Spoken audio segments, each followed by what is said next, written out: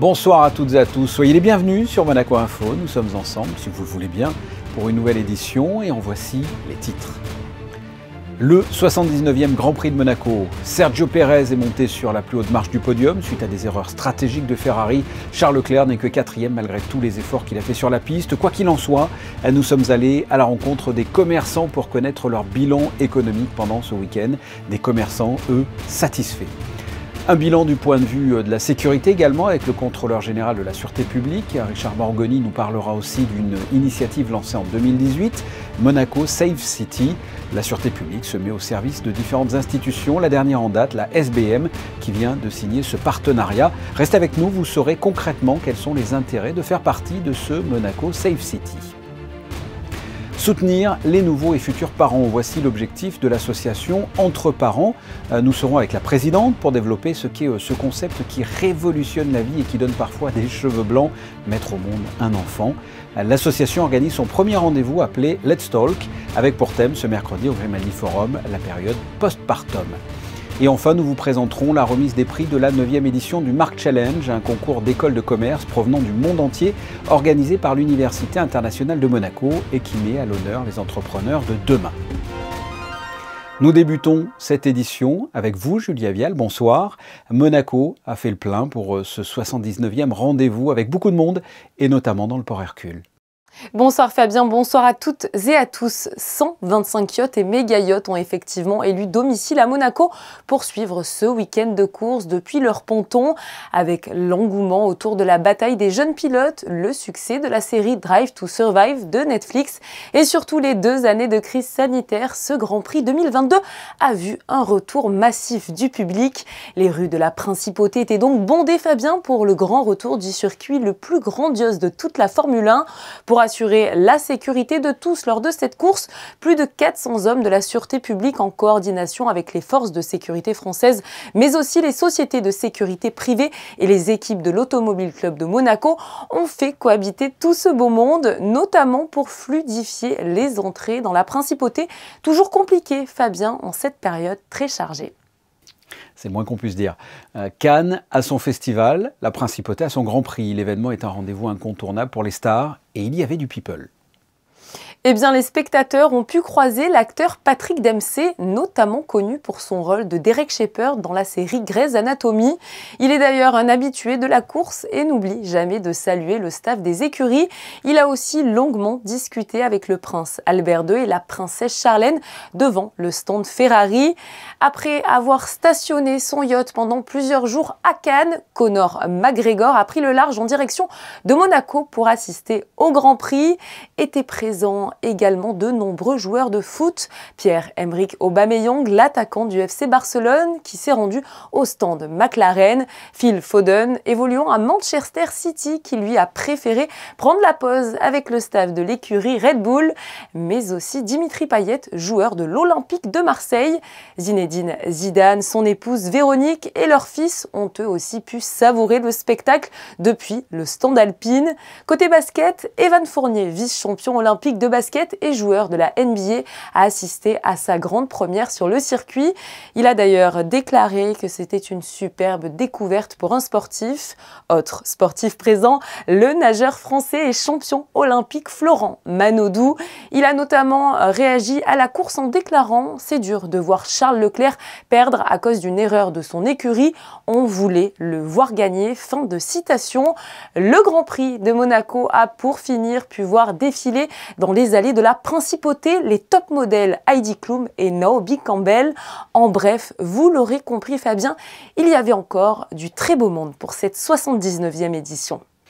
Après toute l'agitation du Grand Prix, l'heure est au démontage des installations.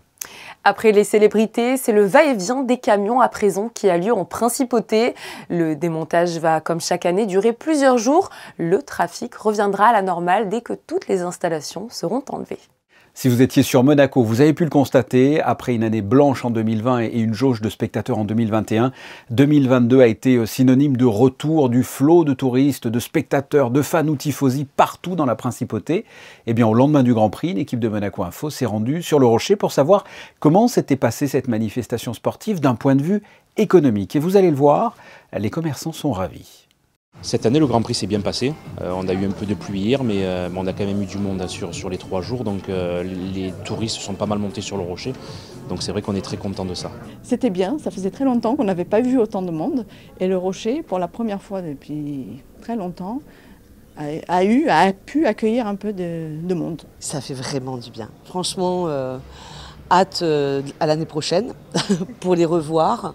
Franchement, très bonne ambiance. Il y avait beaucoup de monde, effectivement, c'était très ambiance fête et on voyait l'euphorie qui revenait des autres années, mis à part la pluie. Mais bon, ça malheureusement, on n'y peut rien, mais finalement, ça s'est plutôt bien passé. Ça fait du bien de voir Monaco, plein de monde, plein de gens, et c'est bien, on avait besoin de ça. C'était le bilan concernant les commerçants. Qu'en est-il de la sécurité? Nous sommes avec le contrôleur général de la Sûreté publique, Richard Morgoni, bonsoir. Bonsoir Fabien.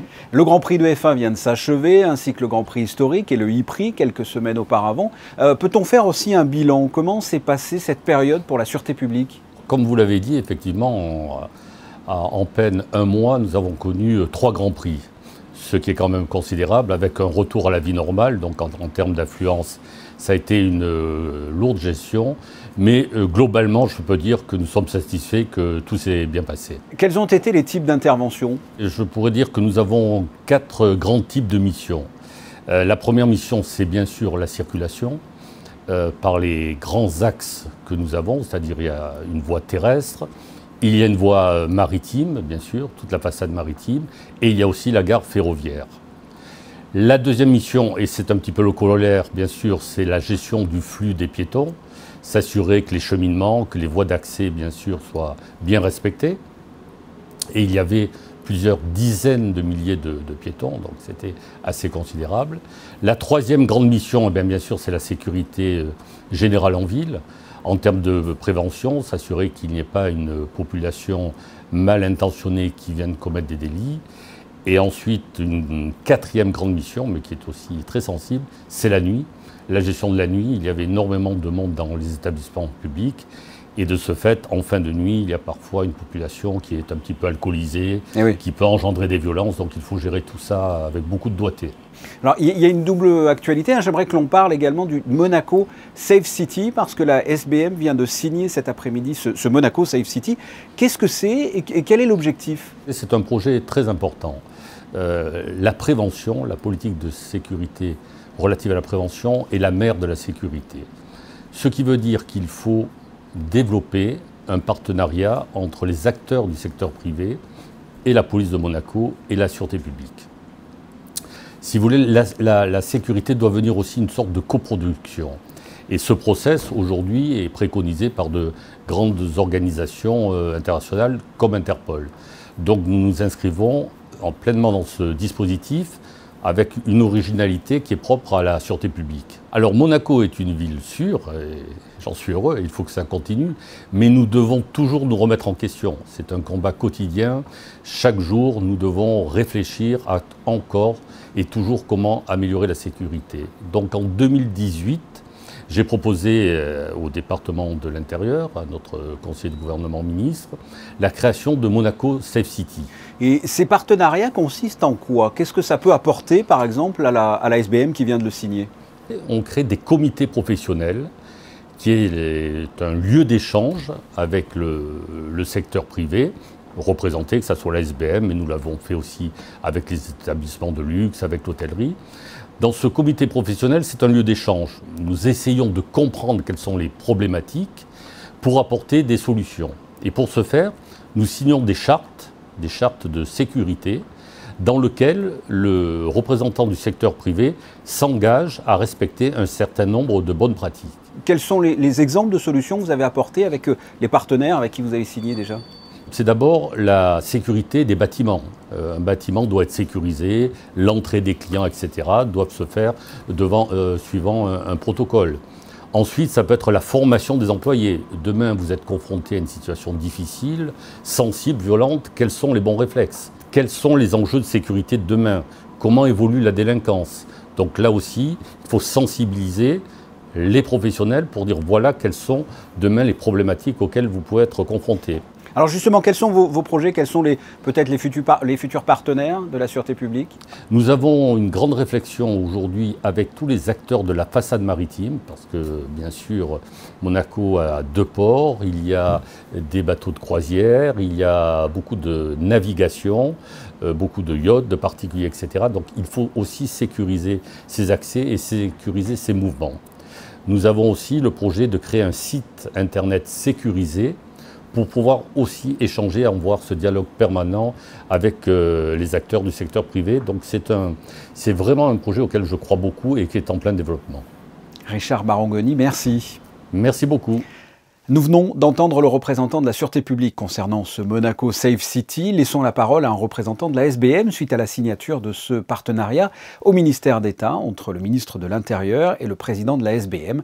On écoute le directeur juridique et secrétaire général de la Société des Bains de Mer. Cette signature représente beaucoup. Ça fait des années qu'on travaille de partenariat avec la sûreté publique. On a le même objectif qui est la sécurité de la principauté de Monaco. Et c'est la première pierre de tout ce qui est le travail qui a été effectué jusqu'à présent et la continuité et le futur. Donc ce qui va changer pour la SBM, ça va être de continuer à travailler de concert avec la sûreté publique pour améliorer nos procédures, améliorer notre système de sécurité au sein du resort SBM et de continuer à faire venir les clients parce qu'on s'assure que tout le territoire de la principauté et de la SBM est totalement sécuritaire. Refermons ce dossier Safe City pour parler de la solidarité entre parents avec Johanna Damar. Bonsoir. Bonsoir. À l'occasion de la Journée mondiale des parents, le mercredi 1er juin, nous voulions donner la parole à une association, un réseau qui s'appelle tout simplement Entre Parents. Qu'est-ce que cette association ? Entre Parents a été créée il y a environ une petite année par 4 mamans engagées. 4 mamans dans le vent. Voilà, et nous avions en fait à cœur de créer un projet autour du soutien de la parentalité pour répondre en fait à 2 problématiques qu'on avait nous identifiées dans nos rôles de parents et qu'on a pu aussi partager avec des parents de nos réseaux, qui sont que les parents se sentent pour la plupart assez isolés et pas forcément bien informés lorsqu'ils deviennent parents. C'est important comme ça de tisser des liens de solidarité entre les parents à Monaco. Oui, bien sûr, à Monaco et ailleurs, mais un parent quand il découvre cette nouvelle aventure, on ne le prépare pas vraiment à tout ce qui va se passer. Et donc, créer du lien, en tout cas, nous, on a envie de faire le pari que les parents ont des savoirs précieux et que le partage entre parents, mais également professionnel, est primordial dans ce nouveau rôle de parents. Et ce mercredi, vous allez lancer un nouveau rendez-vous, Let's Talk. Qu'est-ce que c'est ? Alors le Let's Talk, c'est un programme que nous avons imaginé, nous parents, pour les parents. Et en fait, le concept Entre Parents repose sur un outil digital qui est une application mobile qui sera lancée à l'automne 2022. Mais on avait aussi en parallèle envie de lancer un programme, les Let's Talk et les Let's Meet, qui vont permettre aux parents de se rencontrer et de créer du lien au-delà de l'application mobile, au-delà du virtuel, mais vraiment dans la vraie vie en fait. Et là, le rendez-vous, c'est donc ce mercredi, 18 h au Grimaldi Forum, avec pour thème la période que l'on appelle le postpartum. Que va-t-il se passer lors de cette soirée? C'est une projection d'un docu? C'est suivi d'une conférence? Qu'est-ce qui va se passer?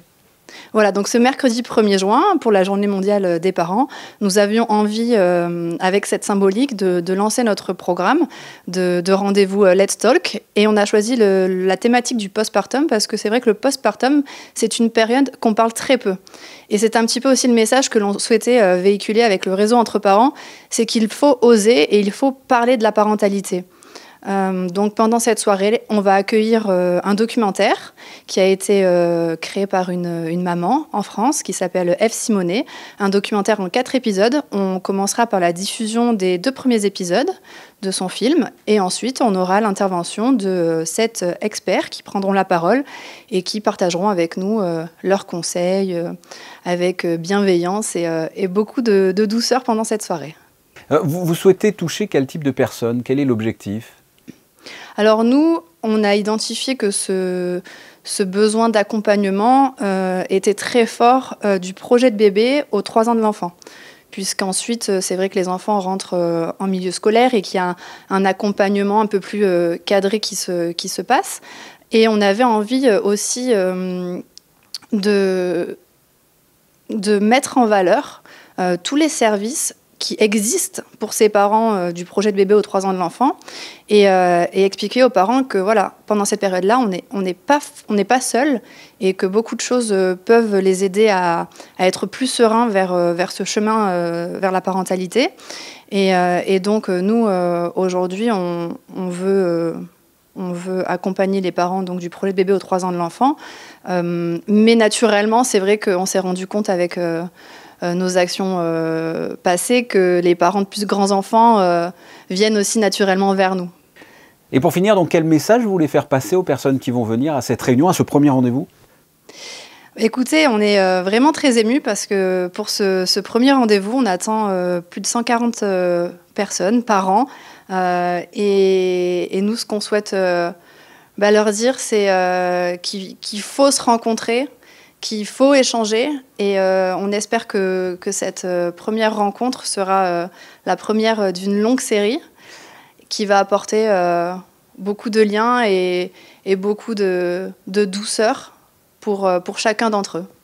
Très bien, je le rappelle, vous lancez les rendez-vous Let's Talk ce mercredi 1er juin 18h au Grimaldi Forum avec pour thème principal la période du postpartum. Johanna Damar, merci. Merci à vous, bonne soirée. Bonne soirée. Direction le Yacht Club de Monaco où se déroulait la semaine dernière la remise des prix du Mark Challenge, un concours organisé par l'Université internationale de Monaco qui met à l'honneur les entrepreneurs de demain. Reportage de Frédéric Hélion. À la base, c'était un exercice interne pour les élèves de l'Université internationale de Monaco. Mais devant la qualité des idées proposées, l'IUM décide d'ouvrir le concours à toutes les écoles de commerce du monde entier. The Marks Challenge prend alors de l'ampleur et pour la 9e édition cette année, 112 équipes représentant 46 nationalités différentes se sont affrontées sur ce concours dédié aux entrepreneurs de demain. Les participants doivent présenter les meilleures idées de business plan pour des projets innovants dans les domaines du yachting ou encore de la mode. Les élèves doivent envoyer leurs idées liées au luxe, un produit ou un service du luxe. Donc le target client est donné par nous, donc sont les plus riches. Mais la chose plus importante, c'est que chaque idée doit avoir une liaison avec un impact social ou environnemental. L'objectif de ce concours est donc de former des leaders du futur, éthiques et conscients des enjeux environnementaux. 2 catégories sont proposées. La première réservée aux étudiants en licence ou en master. La deuxième dédiée aux startups lancées depuis moins de 3 ans. It means a lot to us. It's a great opportunity to show our concept, to show our idea to the yachting world. Monaco is a very special place for yachting. It's I would even say it's the home of yachting in the whole world. Yeah, so to be awarded here in Monaco is like the grand prize of it all. So it's really great.